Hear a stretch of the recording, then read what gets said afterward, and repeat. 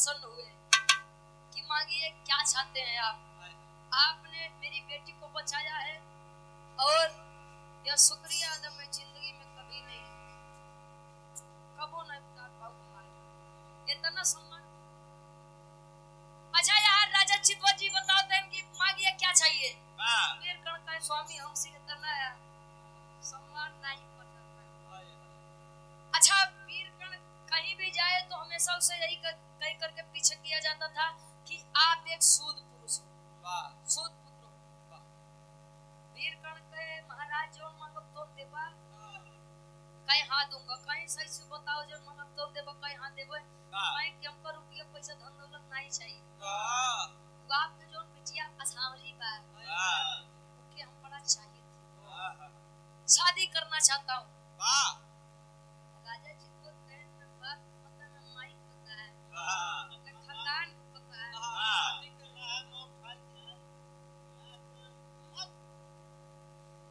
गए और आए हो यहाँ पर शादी करने के लिए। एक बार मेरी लड़की का हाथ मुझसे मांगने से पहले एक बार सोचा होता कि मैं किसका हाथ और किससे मांग रहा हूँ। बेइज्जत करके फिर से वीर कर्ण को राजा चितवन के दरबार से भगाया गया, हटाया गया। कुछ दिन बाद स्वयंवर रखात बाद असावरी बदे। स्वयंवर का मतलब होता है कि स्वयं की इच्छा से वर को खोजना, लेकिन नाम के रहे कि स्वयंवर रचात बा। राजा महाराजा अपन शर्त रखे, शर्त तो हो गया, पूरा हो गया तो ठीक, नहीं तो बेटी हाँ हो की स्वयंवर। अच्छा स्वयंवर रचाया गया। जे 80 साल 85 साल 75 साल के कोनो पहुंचे के अगर लहान रह जाए तो बताओ 18 साल की कुंवारी लड़की मिल जाएगी।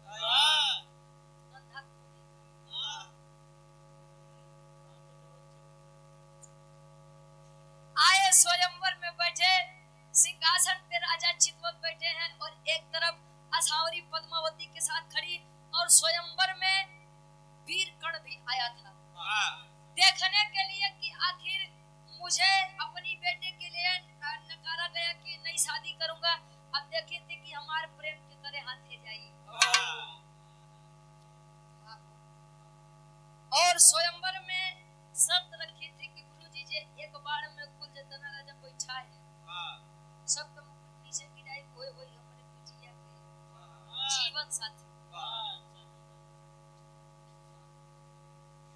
काय हुए हमारे बिटिया के जीवन साथी हुए। छा धीरे धीरे सबका अपन अपन जोरे आजमावत है। जोरे आजमाइन जब पारी आए वीर कर्ण के, वीर कर्ण ने जब बाण चलाया, एक ही वार से चेतना दरबार में राजा महाराजा बैठे कुल के मुकुट नीचे गिरा। शर्म से नजरें झुक गई राजा चितवन के, अतले हो थका तेरी के भाव लगा।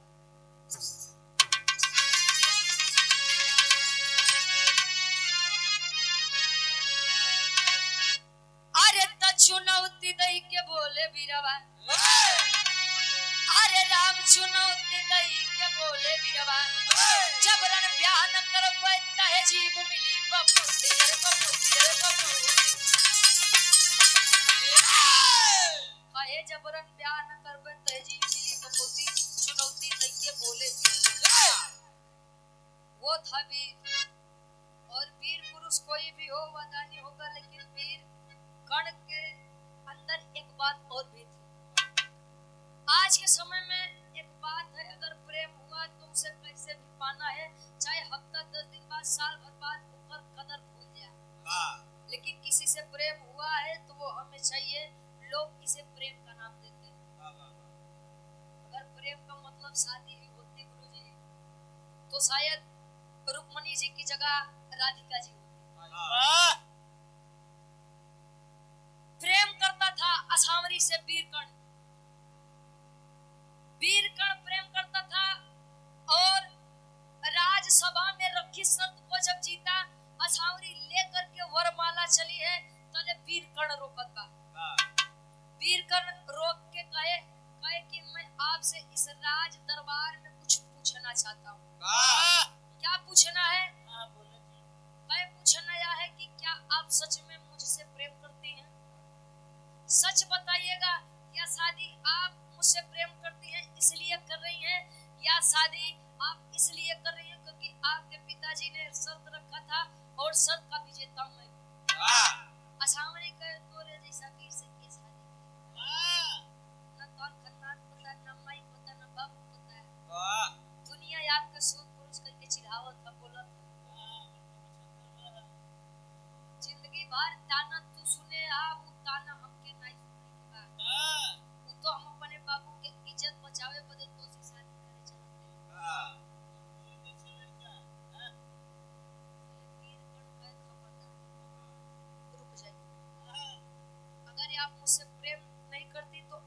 मुझसे शादी भी मत करिए।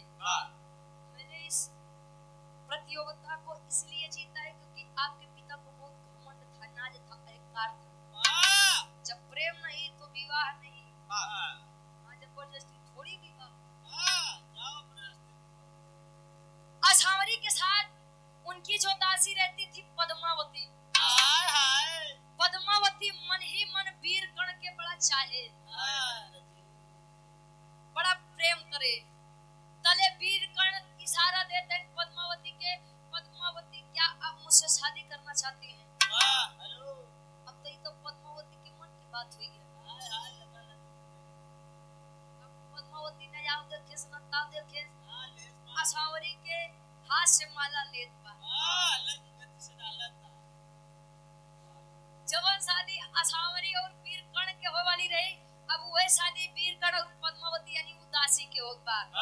कैसे विराह के आखिरी तरज लगा।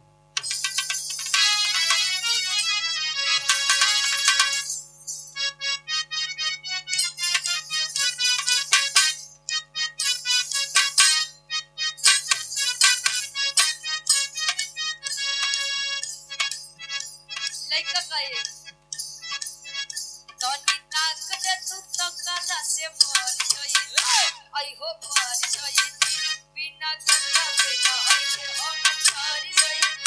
तोनी ताकत तू तो कला से मर गई, मर गई बिना गंगा बिना हर हम मर गई।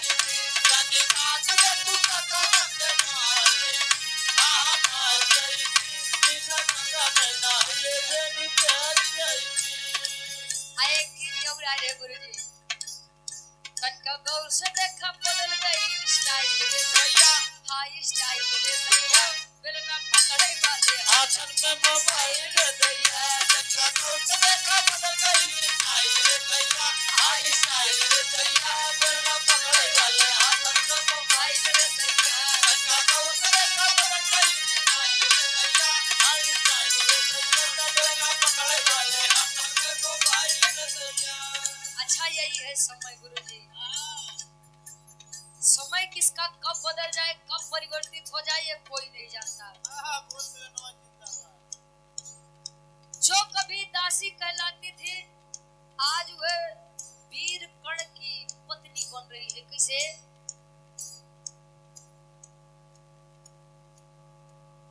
कपिल यादव भैया हमारे इस सूरज यदुवंशी जी के फूफा जी के आप लड़के, बहुत बहुत धन्यवाद। 100 रुपया बहुत बहुत धन्यवाद। आशीर्वाद के चारी और रमापति यादव जी उतराव की पहुंचनी से गार्जियन जी के द्वारा 50 रुपया आशीर्वाद के चारे के बच्चे अपनी कलम में करने आवाज बहुत बात।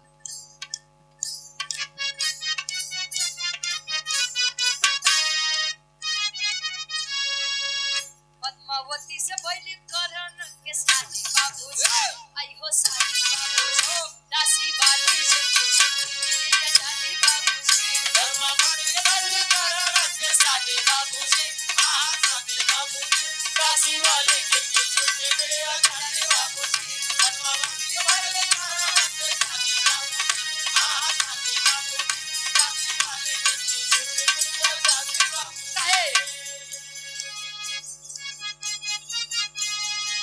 साज के गोरिया चले सिंगार, साज के गोरिया चले सिंगार, साज के गोरिया चले सिंगार। पत्नी पत्नी के अधिकार, पति पत्नी के अधिकार, पति पत्नी के अधिकार। कहे पद्मावती लागे जैसे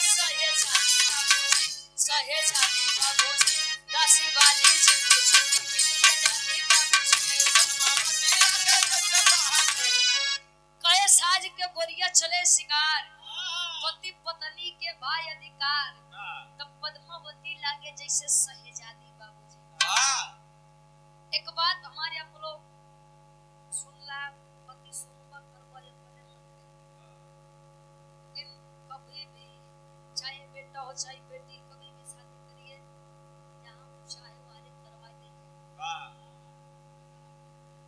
हाँ बात सत्य बात। नहीं तो पार लड़की के शादी दूसरी जगह, लड़का के शादी दूसरी जगह।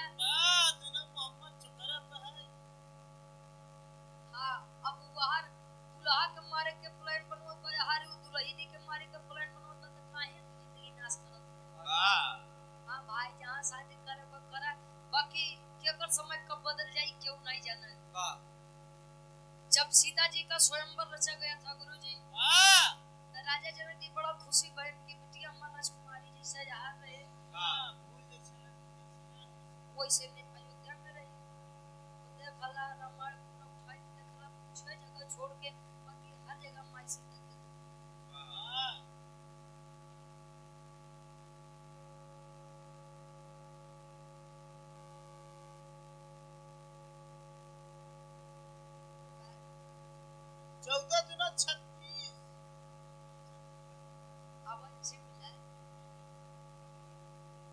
छोड़ा मुझे।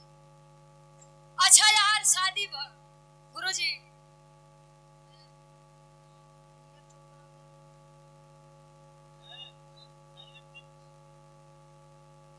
अच्छा शादी हुई गुरुजी, शादी वीर कण आया अपने नगरी में। धीरे धीरे समय बीतत बा, जो कभी दासी थी आज वही शहजादी लग रही है। अच्छा लड़के के पास कितना भी रुपया पैसा धन दौलत है, लेकिन अगर लड़का अपनी पत्नी को ना माने तो रुपया पैसा जानला नाश है। तनिके अगर कमात बा, इज्जत देत बा, सम्मान देत बा, तो लड़की हमेशा हंसी खूबसूरत अपने आप। धीरे धीरे समय बीतत बा, दोनों के संयोग से यानी पद्मावती और वीरगण के संयोग से मिलन से एक बच्चे का जन्म होता है। अब लड़का के नाम का बड़ा आल्हा के भाव में कुछ प्रमाण देते।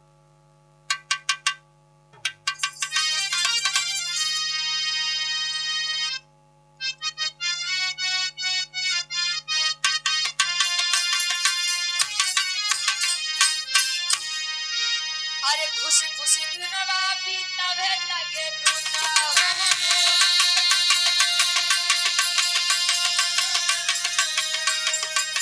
पद्मावती बन गई करुण के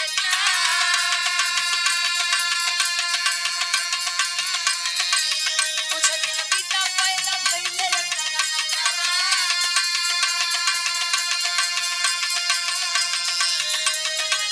कुछ दिन बीता पहला भइले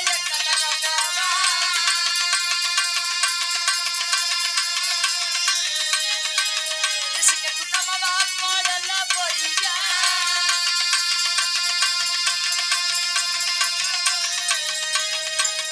अर्जुन पुत्र से भइल तुमराई,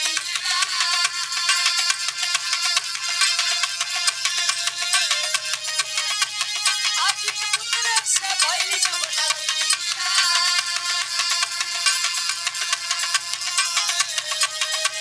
बबलू हाथी होले समर में लगता,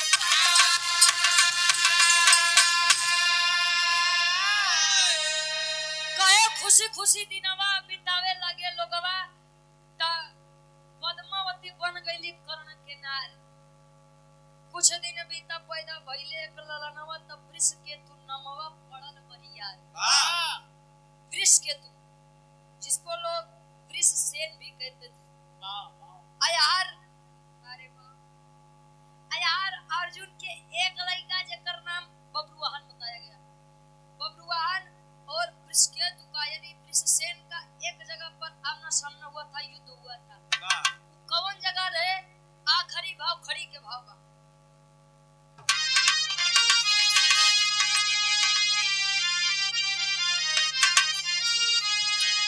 अरे वृषकेतु बब्रुवाहन में अब लड़ाई भइले, तब वृषकेतु बब्रुवाहन में अब लड़ाई भइले। एक भाई के बधा एक भाई कइले,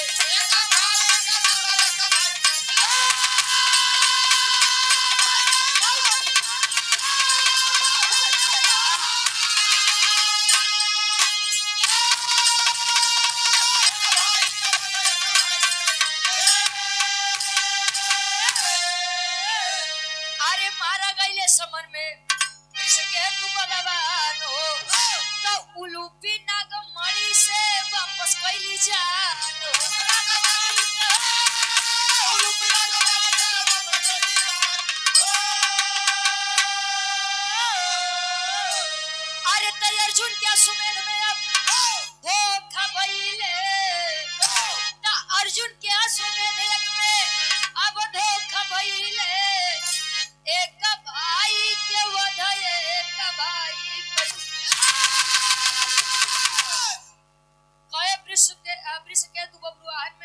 लड़ाई भइले त एक भाई के वध एक भाई कइले। वृषसेन किसका बेटा था? कर्ण का। बब्रुवाहन किसका बेटा था? अर्जुन का। अर्जुन और कर्ण थे कौन? भाई भाई थे। कर्ण पांडव पुत्र थे लेकिन वो आसानी से पहले हुए थे और दुनिया के डर से अपनी इज्जत बचाने के लिए कुंती मां ने उन्हें त्याग दिया था। और पांडव पुत्र जन्म करा था आप लोग। वृषकेतु और बब्रुवाहन का जब आमना सामना हुआ अर्जुन जी के अश्वमेध में, तब बब्रुवाहन के द्वारा वृषकेतु मारा गया था। जब बाद में यह पता चला कि अरे यार ये तो कर्ण का बेटा है वृषकेतु, तब अर्जुन जी की एक पत्नी और थी, उलूपी। उलूपी नागलोक की नाग कन्या थी। नागलोक की कन्या थी गई नागमणि। पहले के लोग बताए, महाभारत बताता है गुरुजी, कई वेद में भेद नहीं, भेद है विद्वानों में।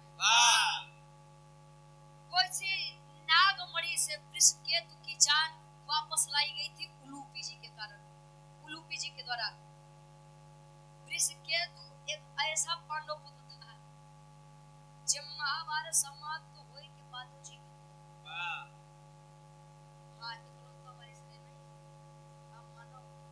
ऐसा लोग बतावत है। शादी हुई पद्मावती कर्ण जी की, बेटा पैदा हुआ वृषकेतु। वृषकेतु बब्रुवाहन में लड़ाई हुई, मारा गया था वृषकेतु, लेकिन उलूपी जी के द्वारा फिर से जीवित किया गया था। और यही एक ऐसा पुत्र था, पांडव पुत्र था जो महाभारत के बाद भी जिंदा था। ये हमारे विराट के शीर्षक रहे कर्ण जी के शादी और वृषकेतु यानी वृषसेन के जन्म। आखिरी में खानदान के परिचय।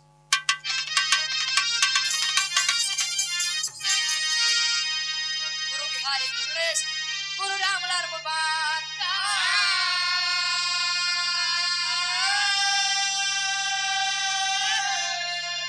अरे स्वर्ग से चंदिका कवि बच्चन का विजय पताका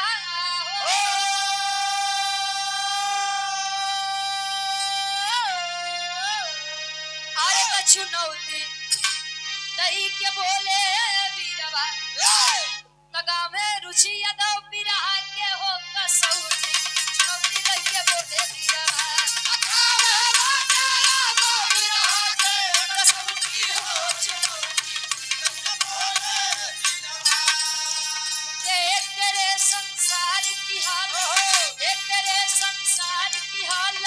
क्या हो गई भगवान, इतना बदल गया इंसान, इतना बदल गया इंसान।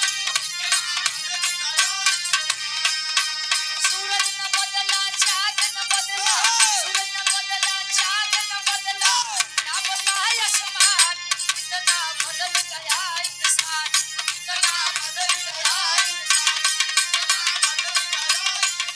ओ कितना बदल गया इंसान। अब बाहर से आप लोग सत्यम यदुवंशी